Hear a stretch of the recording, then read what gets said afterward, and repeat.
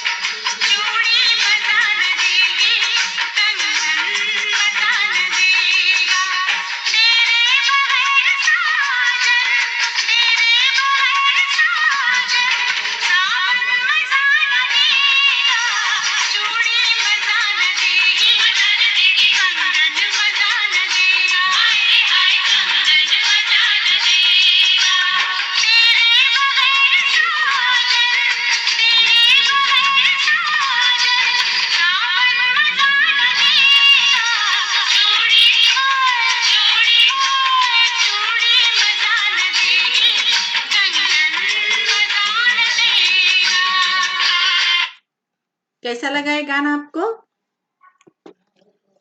ऐसे तो बहुत सारे गाने हैं, लेकिन अभी हमें पाठ पढ़ना है। बस पाठ की शुरुआत अच्छी तरह से होनी है ना, इसलिए थोड़ा शुरुआत में मैंने आपको ये गाना सुना दिया।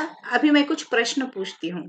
तो अभी हमारे पाठ का नाम क्या है या उस पाठ में क्या है वो आपको समझ में आएगा। लड़कियां चूड़ियां क्यों पहनती है? फैशन के लिए भी पहन सकते हैं, है ना। किसी को पसंद है तो पहनते हैं, है ना। कितने प्रकार की होती है चूड़ियां? आजकल तो बहुत प्रकार निकले हैं। फिर भी उसमें कांच की तो सबको मालूम है, मेटल की होती है अलग अलग प्रकार के, है ना। आजकल तो प्लास्टिक की भी आई हुई है। सबसे पुराने जमाने में कौन सी चूड़ियां थी मालूम? लाख की चूड़ियां भी थी। ओके, लाख लाख एक क्या होता है? एक पदार्थ होता है, उससे वो चूड़ियां बनाई जाती थी, जिससे कि लघु उद्योग बोलते हैं ना, छोटे छोटे गांवों में घर में ही क्या करते हैं, मशीन पर वो बनाते हैं। तब अभी ये औद्योगिकरण होने के बाद क्या है, वो मानव बनाता था, मशीन नहीं बनाती थी। वो अपने हाथों से ही बनाया जाता था। लड़कियों के कुछ आभूषणों के नाम बताकर उन्हें कहाँ पहना जाता है वह भी बताना है। कोई भी बोल सकता है लड़कियों में से। लड़कियां क्या क्या आभूषण, आभूषण में क्या है मालूम है आपको? हाँ, ज्वेलरी, करेक्ट। ज्वेलरी क्या क्या पहनते हो आभूषण? आजकल तो हम बस फंक्शन में जाते समय ही बस पहनते हैं, है ना। कुछ पहले नाम बोलना है और उससे कहाँ पहना जाता है वो भी बोलना है। अभी मैंने बोला कि कान की बाली, तो कहाँ पहना जाता है? कानों में। हाथों की चूड़िया तो हाथों में पहनी जाती है। हाँ, नाक में मोरनी होती है, मोरनी मालूम है ना, यहाँ पे पहनते हैं। और पैर में पायल होते हैं। ऐसे बहुत सारे आभूषण हैं। चूड़ियों के अतिरिक्त क्या क्या चीजें बनती है? मतलब प्लास्टिक से या लाख से बहुत कुछ बनता है ना। क्या क्या है वो? मतलब वो लाख से तो चूड़िया तो बनती है, और अलग अलग प्रकार के हम जो शोकेस में सामान रखते हैं ना, वो सामान भी बनाए जाते हैं। और लाख की वस्तुओं का निर्माण भारत में किन किन राज्यों में हुआ है? ज्यादातर ना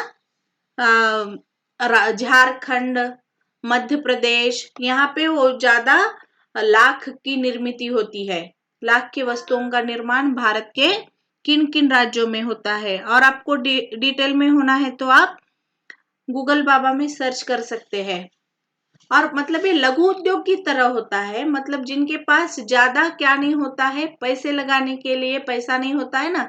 जैसे कि हमने बापू की सीख में 5वीं कक्षा से देखते हैं कि लघु उद्योग क्या है। तो उसमें कुटीर उद्योग, मतलब घर में ही वो जो मुर्गियां होती है वो पालना, उनका ख्याल रखना, फिर वो जो अंडे देती है वो बेचना, जो उनसे पैसे मिलते हैं वो। वैसे ये लाख की चिड़िया जो बनाते हैं ना, एक छोटी सी मशीन होती है, वो हाथ पर ही चलती है और उसको वो घर में ही बनाते हैं। तो एक लघु उद्योग की तरह होता है और उससे वो लोग पैसे भी कमा सकते हैं। तो हमारे कविता का नाम है लाख की चूड़िया। हमारे कविता का नाम क्या है? लाख की चूड़िया। अभी ये लाख क्या है, हाँ, और उससे चूड़िया कैसी बनाई जाती है, वो हम इस पाठ में देखेंगे। उससे पहले लेखक परिचय हम देखेंगे।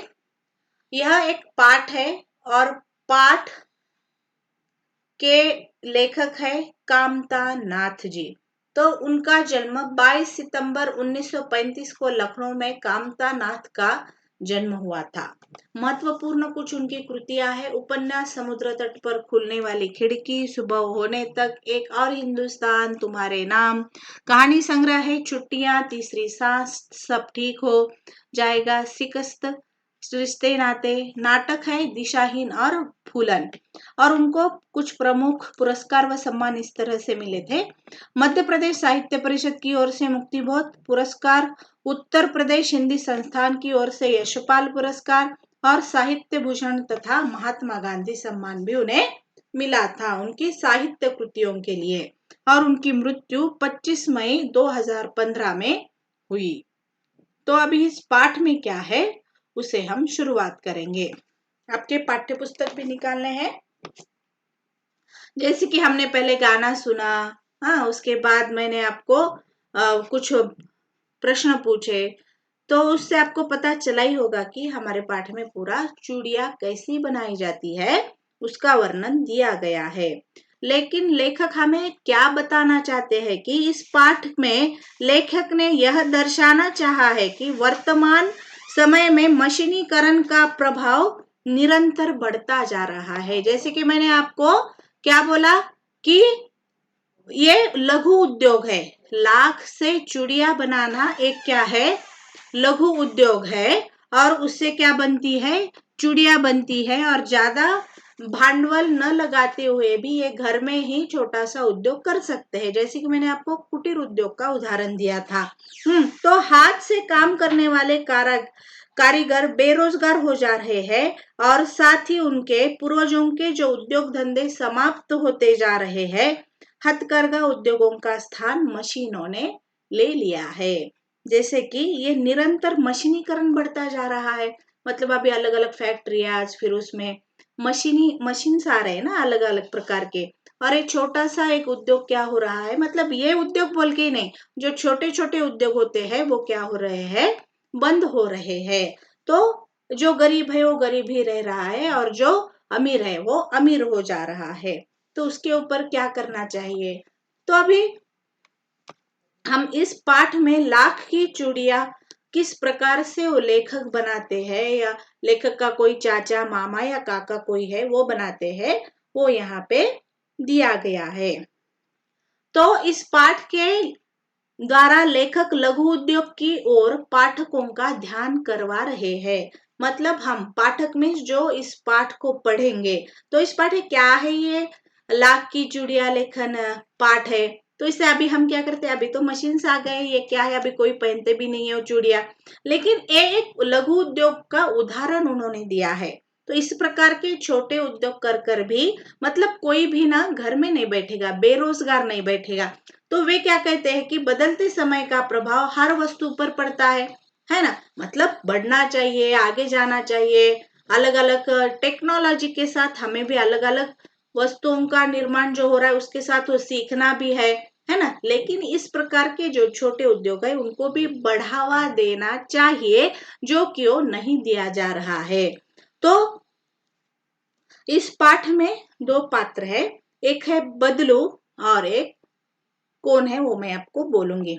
लेखक का नैनीहाल जाना। नैनीहाल में अपने माँ के कौन होते हैं, वहां पे माँ और पिताजी रहते हैं, अपने माँ के माँ और पिताजी, उसे हम नैनीहाल बोलते हैं, है ना।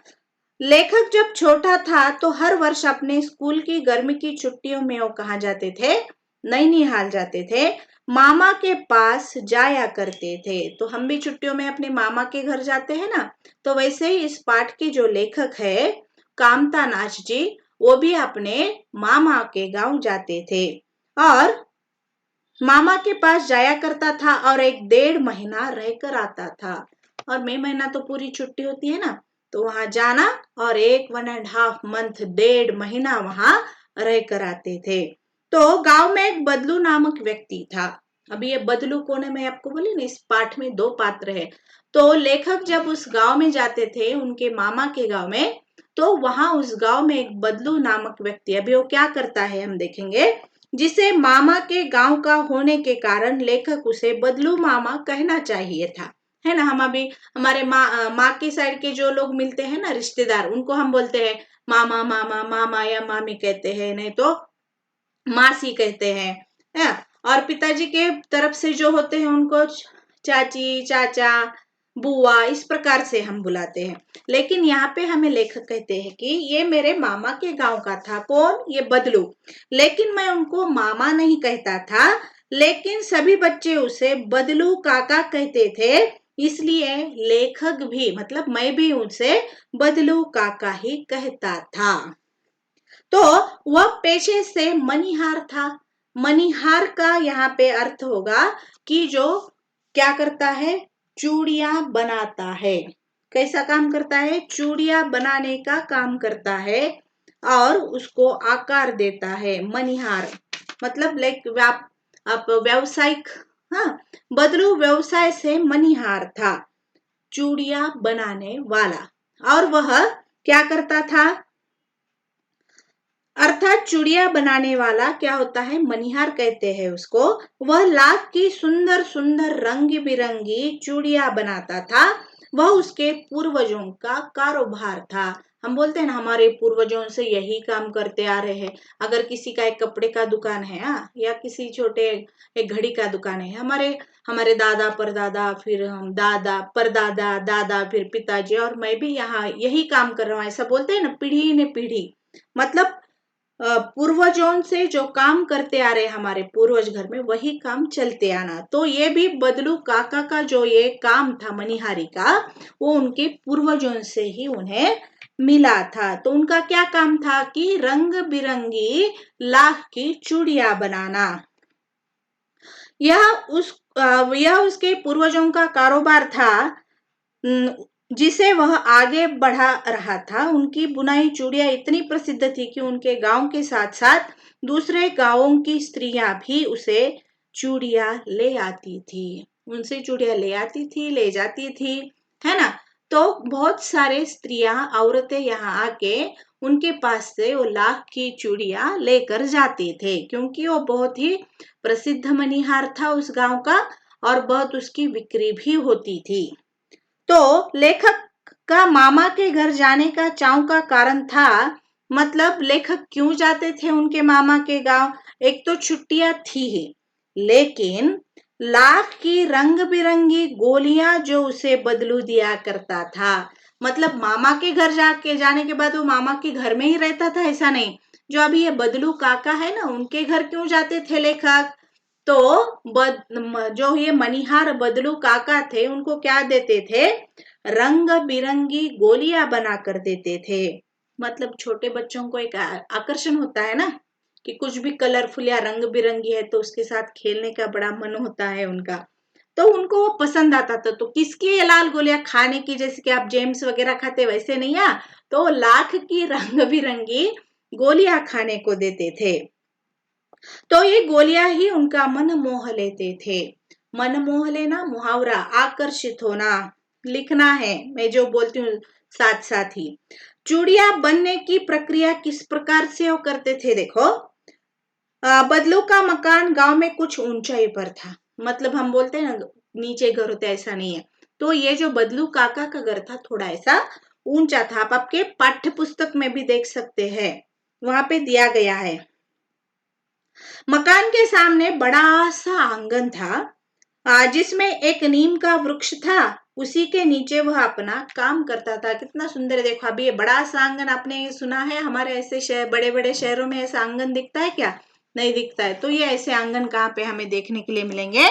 गांव में। तो ये जो मनिहार था, बदलू काका था, उनका घर थोड़ा ऐसा ऊंचाई पर था और उनके घर के सामने बड़ा सा आंगन था। उस आंगन में एक नीम का पेड़ था और वो नीम के पेड़ के नीचे बैठकर ही ये बदलू काका अपना जो काम है वो करते थे। अभी वो क्या काम करते थे? पास में तेज भट्टी, अभी क्या है वहां पे भट्टी, छोटी हाथ मशीन बोलते हैं, हाथ से चलने वाली, उसको कुछ बिजली वगैरह नहीं लगती है, बस वो हाथ से ऐसे चलाए। तो जैसे कि हमने गांधी जी, बापू जी का चरखा देखा है ना, हाथ से सूत निकालते थे, उस प्रकार से ही यह हाथ से चलने वाली मशीन होती है। और पास में तेज भट्टी पर वह लाख पिघलाता। पहले वो लाख क्या मेल्ट करते हैं ना, पिघलाते हैं उसको। और एक ऐसा क्या होता है ना, एक लाल कलर का एक धातु होता है, लाख मीन्स उसको पिघलाया जाता है, मीन्स मेल्ट किया जाता है। और तेज भट्टी पर वह मिट्टी के जैसा होता है लाख, ज्यादा ऐसा बहुत कठिन हार्ड होता है ऐसा नहीं है। वो क्या होता है कि बहुत सॉफ्ट होता है, लेकिन उससे पहले पिघलाया जाता है, क्योंकि फिर ऐसे उससे चूड़ियां बनानी होती है ना, इसलिए। और लकड़ी की चौखट पर लाख को मुलायम करते। उसके पास पास क्या सामग्री थी, देखो। पहले उसको पिघलाना है, फिर एक लकड़ी के चौखट पर उसको डालना है, अभी ठंडा करना है ना बाद में उसको, और उसको ऐसा ऐसा ऐसा मलते रहना है जो कि वो सॉफ्ट या मुलायम हो सके। और मुलायम करके पतली सलाख का रूप देकर चूड़ी का आकार प्रदान करता। मतलब उसको वो क्या करना है, उसको मुलायम करते करते करते करते उसको एक ऐसा चूड़ी का आकार देना है। और खूब सारी चूड़ियों की एक साथ बनाकर पहले तो वो आकार दे देता था, और फिर उसके बाद बेलन नुमा लकड़ी, आपको बेलन मालूम है ना, जिससे आपकी माँ रोटियां बनाती है, आंखों के सामने उसका चित्र लाओ। तो बेलन नुमा लकड़ी के मतलब उस प्रकार की एक लकड़ी होती है, उसके ऊपर गोल घुटके पर चढ़ा देता। और वो जो बेलन नुमा जो एक आकार का, उनके लिए वो एक यंत्र ही है, क्योंकि उसके ऊपर वो पिघलने के बाद, वो मुलायम करने के बाद उस बेलन नुमा लकड़ी पर वो डाला जाता था। क्या डाला जाता था? लाख। और फिर उसको चूड़ियों का आकार दिया जाता था। फिर जब लाख के रूप में चूड़ियां जम जाती है तो उन्हें एक एक करके रंगता था। और फिर जब वो उसको चूड़िया का आकार मिल जाता है वो बेलन नुमा लकड़ी के ऊपर डालने के बाद, फिर एक एक करके उससे निकालना और उसके ऊपर रंग देने का काम भी होता था। तो वस्तु विनिमय क्या होता है? अभी वस्तु विनिमय करता था बदलू काका। तो ये वस्तु विनिमय क्या है कि वस्तु विनिमय में सपोज मैंने आपको कुछ एक वस्तु दी है, हाँ, तो उसके बदले में मैं आपसे पैसे नहीं, हम करते हैं ना, हमने आपको कुछ वस्तु दी तो उसके बदले आप क्या देते हो, जो उसकी कीमत है उसके पैसे देते हैं। लेकिन बदलू काका वैसा नहीं करते थे। तो बदलू काका ने अगर किसी को उनके पास की जो चूड़ियां है, लाख की चूड़ियां है, वो अगर उन्होंने दी तो वो क्या करते थे, उनके पास से दूसरी कोई वस्तु लेते थे। इसको क्या बोलते हैं? वस्तु विनिमय। पैसे नहीं लेना, तो उसके बदले कोई और एक वस्तु लेना और उनके पास की जो वस्तु है उनको दे देना। तो वस्तु विनिमय का अर्थ होता है वस्तुओं का आदान प्रदान करना। जैसे बदलू अपनी बुनाई चूड़ियों को बेचकर पैसे न लेकर अनाज लेता था। जैसे कि मैंने अभी आपको बोला कि कुछ ना कुछ उनको दूसरी चीज देना, एक वस्तु के बदले दूसरी वस्तु देना या लेना। तो बदलू चूड़ियों को पैसों के भाव नहीं बेचता था, लेकिन जब भी कोई विवाह के अवसर पर सुहाग की चूड़ियों का जोड़ा उसे बनवाता तो उन्हें चूड़ियों के दाम इतने बढ़ जाते थे कि रुपए पैसों के साथ साथ उसकी पत्नी के सारे वस्त्र, ढेर सारा अनाज और उसकी पगड़ी भी उसे मिलती। देखो गांव के लोग ऐसे, मुझे मेरे पास मतलब गरीब है तो भी पैसे के अधीन नहीं होते वो, तो वो चूड़ियां क्यों बेचता था? मतलब पैसा तो मिलने के लिए ही काम करते हैं, लेकिन ले लो मुझे पैसा कमाना, ऐसा नहीं करता था वो। तो वो मतलब सामने वाला, नहीं नहीं ये 10 रुपए बहुत हो गए, थोड़ा कम करो ना, तो वो कम करके भी देता था। लेकिन उनकी मांग कब बढ़ती थी बदलू काका की? अगर गांव में किसी का विवाह है, विवाह में शादी, विवाह, तब क्या करते थे बदलू काका? तब उनकी मांग बढ़ जाती। किस प्रकार की मांग होती थी? मतलब अभी जो दुल्हन होती है उनके हाथ में बहुत सारे चूड़ियां पहनाते हैं ना, तो दुल्हन को पहनाने के लिए जब उनके घर से चूड़ियां ले जाते थे तो उनकी मांग बढ़ती थी।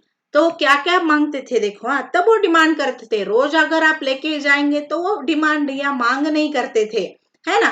तब वो आप 5 रुपए बोले तो 4 रुपए में भी देने के लिए तैयार होते थे। लेकिन जब गांव में किसी दुल्हन का अगर उनको जोड़ा बनाना है, जोड़ा मीन्स जो कंगनों का, लाख की चूड़ियों का जो सेट होता है, मतलब 2 हाथों में पहनी जाती है ना, तो उसको जोड़ा बोलते हैं। तो वो क्या मांग करते थे लोगों से? तो अनाज तो वो लेते थे, फिर उसके साथ ढेर सारे वस्त्र। मतलब अभी आपके घर में शादी है तो मेरे पत्नी के लिए भी आप अच्छी तरह से कपड़े, साड़ी वगैरह जो कुछ है वो देना है, ऐसा बोलते थे। हाँ, अनाज में जो कुछ वो लेते थे वो अनाज तो है ही, और उसके साथ साथ जो वो पगड़ी पहनते थे। हमने 7वीं कक्षा में शाम में किसान में पगड़ी क्या होती है वो देखा है। देखो वो जो सीरा बांधते हैं ना सिर के ऊपर, तो वो पगड़ी भी उसे मिलती थी। मतलब वो क्या एक होता है, गर्व महसूस होता है उनको। वो एक उनकी क्या होती है, आनंद तो होता ही हो, कमाई हो, गर्व बढ़ता है बोलते हैं ना, उस प्रकार से वो पगड़ी भी उन्हें मिलती थी। और एक अनुभव यहाँ पे बताया गया है कि एक बार जमींदार ने अपनी लड़की के शादी पर उसे केवल 10 आने देकर सुहाग की चूड़ियों का जोड़ा खरीदना चाहा, तो उसने पैसे देने से साफ इनकार कर दिया। जब उनकी मांग बढ़ती है तो बढ़ती है। हाँ, तो उन्होंने कहा कि वो गांव में कोई एक जमींदार था, तो उनके लड़की की शादी थी, तब वो 10 आने में बस वो खरीदना चाहते थे। लेकिन वो बदलू काका ने उनको वो जोड़ा देने के लिए इनकार कर दिया। तो बदलू बड़े ही सीधे स्वभाव का था। मतलब जब उनकी मांग थी तो वो मांगते थे, लेकिन ऐसे तो वो बहुत ही सीधे और सरल इंसान थे। वह कभी भी किसी से लड़ता झगड़ता नहीं था, वो झगड़ालू नहीं थे, सभी के साथ प्यार से बात करते थे। न कभी जिद्दी होते थे, जिद्दी अवश्य होता था लेकिन कभी कभी, है ना, नहीं नहीं ऐसा है, इतने में लेना है तो लेके जाओ। लेकिन अभी जैसा बोला कि वो शादी विवाह में तो बिल्कुल उनकी मांग लेते थे या बढ़ाते थे उनकी मांग। जैसे जब भी कोई विवाह शादी के लिए चूड़ियों का जोड़ा लेता तो मनमानी चीजों व पैसे उनसे लेता। वह अत्यधिक स्वाभिमानी था। जमींदार में चूड़ियों के जोड़े के पूरे पैसे न दिए तो उसने चूड़ियां देने से ही इनकार कर दिया था, जैसे कि मैंने अभी बोला। क्योंकि जब उन्होंने कहा कि मैं रोज आपके पास से पैसे नहीं, ये उनका क्या होता है, एक सम्मान होता है। और दुल्हन को चूड़ियां देना मीन्स क्या, एक सुहाग का प्रतीक होता है, या वो शुभ माना जाता है, ऐसा कहा जाता है। इसलिए इसके अतिरिक्त प्रेम भाव उसमें अत्यधिक भरा था। वैसे तो बदलू काका बहुत ही प्यार भरे थे, प्यार से बातें करने वाले थे। इतने वर्षों के बाद भी जब लेखक उससे मिलने गया तो उसने उसकी खातिरदारी में कोई कसर न छोड़ी। बचपन में तो वह उसके लिए विशेष रूप से मलाई बचा कर रखता था। वो रोज आम खाने को देता था।